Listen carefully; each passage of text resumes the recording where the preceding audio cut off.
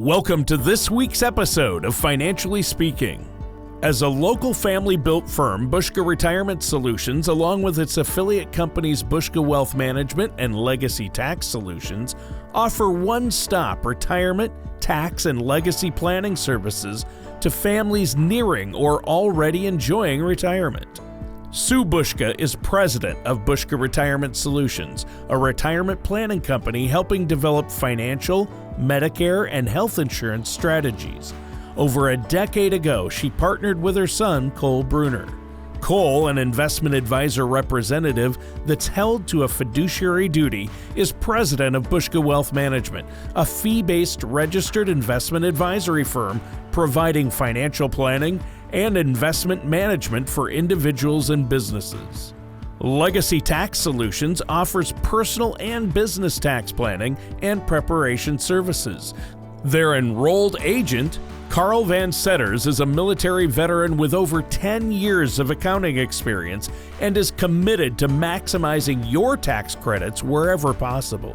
Over the last several years, Sue and Cole have continued to grow their team of private wealth advisors to meet the increasing demand of retirees seeking guidance. In 2018, Ryan Connor began serving clients at their Eau Claire location. At their Wausau location, Logan Wooler became a part of the team in 2020. And in 2023, Sue's daughter Kaylee Berenson joined the firm. As a family-built firm with offices in Wausau and Eau Claire, their dedicated team of professionals have the experience to provide custom-tailored strategies to help you achieve your long-term financial goals. The next 30 minutes will be filled with retirement information presented by their team in a simple manner that you can understand. So stay tuned because Financially Speaking starts right now. We are going to talk about how retirement looks different for people today compared to previous generations. Today, I want to talk about how spenders and savers can meet in the middle. Today, Logan and I are going to talk about what you should do if you inherit a 401k. And now for our weekly question and answer segment.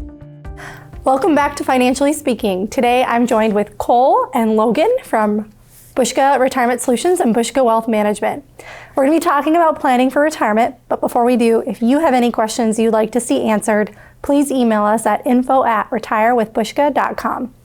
Cole, Logan, thank you so much for joining me today. Of course. We are going to talk about how retirement looks different for people today compared to previous generations. Sure. So, Logan, can you talk a little bit about how is retirement different for today's retirees? Yeah, the first biggest thing, and we've talked about this in previous episodes, is just that people are living longer now, just with those advancements in health and technology. So it's not planning for a set amount of years in retirement now. It's still doing that, but now having the availability and comfort of what else am I going to be doing in retirement? It used to be just, hey, I'm going to be a snowbird being here in Wisconsin. We want to get somewhere warm. We're sick of these winters, or traveling more, or visiting family and friends. Mm-hmm. Those are still common things that come up for retirees. But now it's, hey, I can start a small business online. Yeah. I can volunteer. I can do a lot more capabilities now than what were offered in the years past. Yeah, I think it's important for people to not only plan for their financial future, but also to plan for their lifestyle future. And sometimes that's the one part of planning that people don't necessarily think as much about is how am I going to spend all this newfound free time, you know? So I think thinking through some of those things well in advance and having a plan so you're not just finding yourself, you know, sitting on the couch flipping through Netflix every day, you know, that's certainly no way to try to, you know, gain longevity and all of those types of things. We want to stay active. We want to get out and do things, keep the mind moving, all that kind of stuff. So I think those are really important planning topics to discuss too. So why is it important for me and my financial professional to have a deep understanding of my goals and objectives in retirement? Well, I think a big part of it is making sure that we have the right plans in place. You know, if we don't understand the goals and the needs and desires of the individual client that we're working with, if that's all based on assumptions, that could be completely inaccurate, because one client might be totally satisfied, staying in the state and, maybe, traveling around to see friends and family and spending more time in their garden and those types of things, versus someone else that might want to travel or go see the world, or maybe they've got kids in other states or countries that they want to go visit. And obviously that type of person is going to need a little bit more in their travel budget and a little bit more wiggle room in that day-to-day financial plan to make sure they can account for those desires, whereas the next client might not have those same desires and might not need as much in their monthly budget to account for those types of things. So it really is that individualized, personalized plan that you've worked directly with a financial professional to create. So Logan, what is a fiduciary level of service and why is that important? Yes, so that fiduciary level of service is doing what's in the best interest of the client or the person sitting across from us, right? Just like a lawyer is for law or a doctor is for health, we want to be able to do what's in the best interest on the investment side for these clients. And that's where really the goals come in, and not just focusing on the dollars and cents, which again is a huge part of it, but what's their aspirations? What do they want to do? What's their legacy? Their estate planning is all really important things that should be looked at too. Yeah, definitely. I think, understanding what the word fiduciary means is only part of the equation. Understanding how that relates to the types of advice that you're given, the types of services that are provided, all of those types of things. When we look at working with a fiduciary, we look at that as a partnership. You are essentially partnering with that advisor that you feel you can trust, and at the end of the day that they have a legal obligation to act in your best interest, to make recommendations that they feel are going to be the best fit for you, and to really do that due diligence to look at all of the possibilities to figure out which vehicle is going to make the most sense for that individual client. So we preach about fiduciary all the time, mainly because, of course, we're fiduciary advisors. But at the end of the day, a client really should understand what that means and how that affects the potential advice that they're provided for their retirement. That's awesome. And so we've talked about goals and objectives, having a fiduciary help you make sure you're planning for retirement. How can technology play a role in your retirement and complexities of that in today's world? Yeah, technology is moving fast. It's been growing nonstop for 30 years and it keeps going, right? So just all the different resources that are out there. We can check our balances a lot quicker now. We can have a streamline to all our important documents for our legacy planning. There's so many different ways that technology can come in. But we also need to be aware of the downside of technology too, which can be the scams, the calls, the text message, the emails that you get, but really focusing on just those tools that can help you understand just where your assets are growing and what they're moving to accomplish those goals. Yeah, and that's one of the reasons why we offer the generational vault to our clients. Most people use technology in their everyday life, especially within their financial management nowadays. There's not many people that aren't logging into their accounts online and taking a look at updated balances periodically and all of those different types of things. And of course, with that ease of access comes complications as well. We've now got 25 usernames and passwords we've got to remember. And of course, you're not supposed to write them down and you're not supposed to save them in your browser, but somehow we have to be robots and remember 25 different passwords because you're also not supposed to make them all the same, right? So it complicates our life in one area and also makes it easier in others. That's where the Vault can help to try to streamline some of that. Now you've got one username, one password into a very secure, encrypted, multi-factor authenticated system that allows you to track all of your accounts in one centralized system. So you can see all of your updated accounts across the board on all of your various retirement accounts. You can see information regarding your life insurance policies. You can keep important documents in there, your will, your trust, your powers of attorney, your tax returns, your beneficiary documents on these various accounts. All these things can be saved in one centralized system that now you have the ability to access anytime, anywhere. Your family has the ability to access it with you having the ability to control that information, obviously. You can turn on and off access for different people in the future. And obviously that also becomes the first place that we would turn to in the event that something unexpected happened where a client was incapacitated or if they had passed away unexpectedly, of course, now we're able to connect their family, their beneficiaries to all of that important information, and it's all in one secure location. So now they don't have to go sift through the safe or dig through the filing cabinet or, sift through the office or wherever you keep all of your records. You get to go right to the vault. Now it's all there, makes it way easier for you to understand what you have to deal with and how to deal with it. And then the other big part that just seems like an everyday normal life thing now is just the communication. Yeah. Well, before we'd have to pick up a phone, we'd have to dial the numbers. Now we can do Zoom meetings. On the Generational Vault, you can message your advisor and have that constant communication instead of just waiting till a review time. You can work those strategies throughout the year. Yeah. So absolutely. Communication with the technologies is a big component I think people don't utilize fully and miss out on. Yeah. And communication in general is one of the most important parts of a successful client and advisor relationship. In fact, one of the number one reasons why clients often change their advisor is because they don't feel they're getting that communication that they really need or deserve as a client of that financial professional. And so that's incredibly important. You have to feel like those lines of communication are open, that you're getting information in a timely manner, and that your questions or your inquiries are responded to in a timely manner as well. So a lot's changed with retirement, but not in communication. That's right. I like that. Absolutely. Well, thank you both for joining me today, and thank you for watching Financially Speaking. We'll be back with more right after this. Close your eyes and picture retirement for a moment. What does your dream look like? Would your days be filled spending time with family and friends? Maybe you desire to volunteer or work a rewarding part-time job. Or do you envision traveling the world? Whatever your dream consists of, Buska Retirement Solutions can help you realize it. Call or go online to schedule a complimentary consultation today.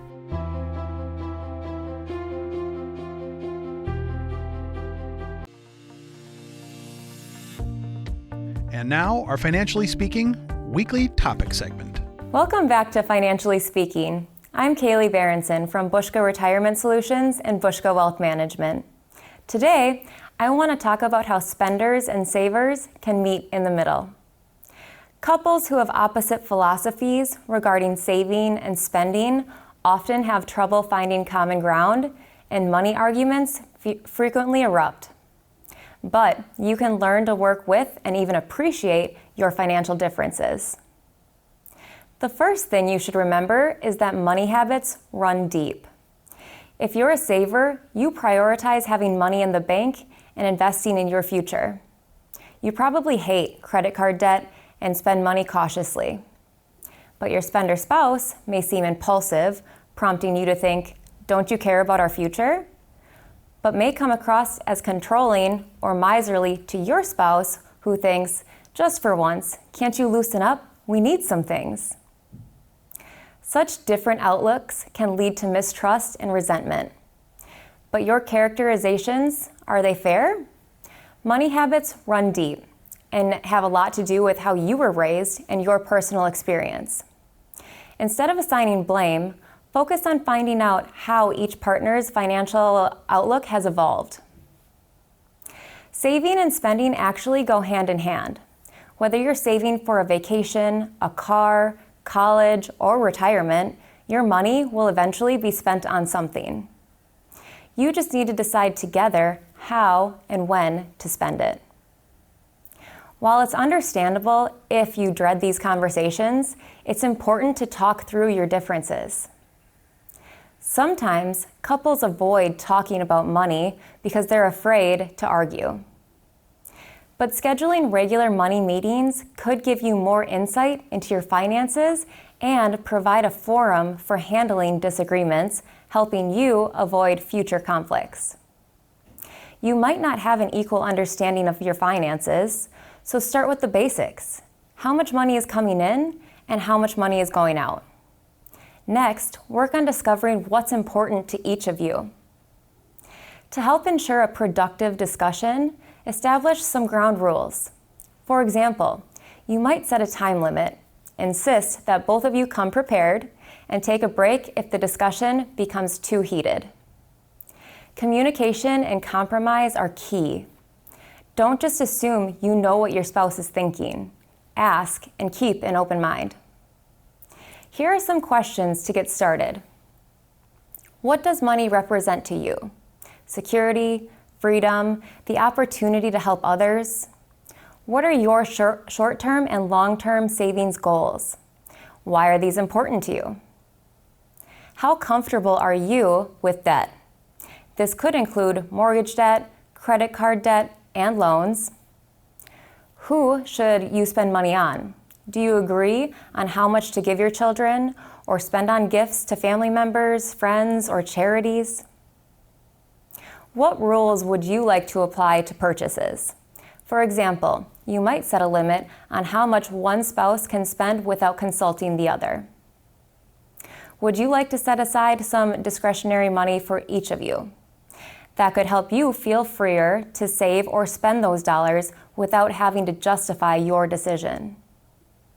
After you each answer those questions and you want to agree with a plan. Once you've explored what's important to you, create a concrete budget or a spending plan that will help keep you both on the same page.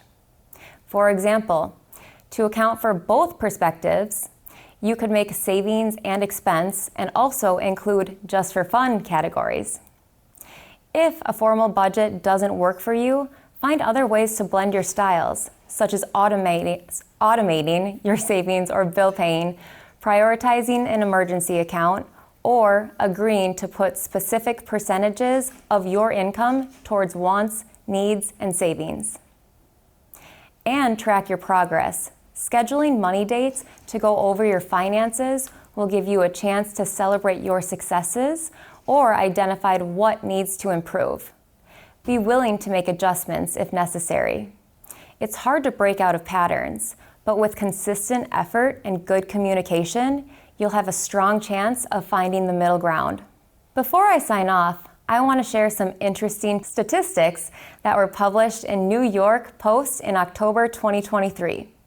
The article titled, "Spenders or Savers? Research Reveals Who Has a Happier Life," quotes a study that shows spenders are happier in their relationships, work lives, personal lives, and financial lives. But it goes on to say that savers spend only 29% of their total annual income on miscellaneous purchases, while spenders use 38% of their total income on such purchases. In my opinion, these studies' results stem from the fact that buying things is fun. It's not a surprise that people who allow themselves to spend more report being happier. But spending almost 10% less on random things can be a wise move. And many savers are likely to be ahead of the game because of that 10% they don't spend, even if they report being less happy. That's all the time I have for today. If you or your spouse would like to talk about your financial goals, contact our office today at retirewithbuska.com or call 715-355-4445. We'll be right back with more from Financially Speaking after this. And now our Financially Speaking weekly desk segment. Welcome back to Financially Speaking. I'm Sue Buska from Buska Retirement Solutions, and joining me today is Logan Wooler. Now today, Logan and I are going to talk about what you should do if you inherit a 401k. That's right, Sue. If someone has named you as a beneficiary of their retirement account, there are rules you'll need to follow, and those rules differ depending on your relationship with the account owner. Investopedia outlined all of this information in an article entitled Inherited 401k Options and Rules You Must Follow. First, let's go over what a 401k is. Sure. Now, don't most of our viewers already know what a 401k is? Probably, but I bet most of Investopedia's readers know it too, and yet they included a paragraph in the article explaining what it is. Well, it is important information and it's worth repeating. So, Sue, why don't you give our viewers the rundown on what 401ks are? Sure, Logan. 401ks are retirement plans that employers offer to their employees. The funds come from payroll deductions, and if your employer offers you a 401k, you can choose how much of your paycheck you want to go into that account. And the money comes out of your check before taxes, so your taxable income goes down. And you won't pay taxes on this money until you withdraw it from the account. When can you withdraw the money from your 401k account? Well, Logan, you can start taking withdrawals at age 59 and a half. And once you reach age 73, you have to start taking required minimum distributions, or RMDs. If you take withdrawals too early, you may face a penalty unless you qualify for an exception. What happens to unused funds when you pass away? Well, great question. Any money left in a retirement account will pass to your beneficiaries unless you haven't named one. And if you haven't named a beneficiary for your 401k, the funds become part of your estate. Oh, all right. So let's talk about this from the perspective of the beneficiary. What can you do when someone leaves their 401k? Well, first, let's talk about what happens when you inherit a retirement account from your spouse. You'll have more options than non-spousal beneficiaries do. What are some of those options? Good question. First, you can put the account in your name. Does that mean you can continue contributing to it? Well, yes, you'll have to take RMDs eventually, but you can add money to that account and follow its value to continue growing. Okay, so then what's the next option? Well, you can transfer the funds to an inherited IRA. Can an inherited IRA be any type of IRA? Yes, an inherited IRA can be a Roth IRA, a traditional IRA, a SEP IRA, or a simple IRA. What's the benefit of doing that? Why would you want to transfer money from a 401k into an inherited IRA? Well, if the money is in an inherited IRA, you can withdraw it without incurring the early withdrawal penalty. Oh, so if you move the funds to an inherited IRA, you can take the money out of it before age 59 and a half? Well, that's right, Logan, you can.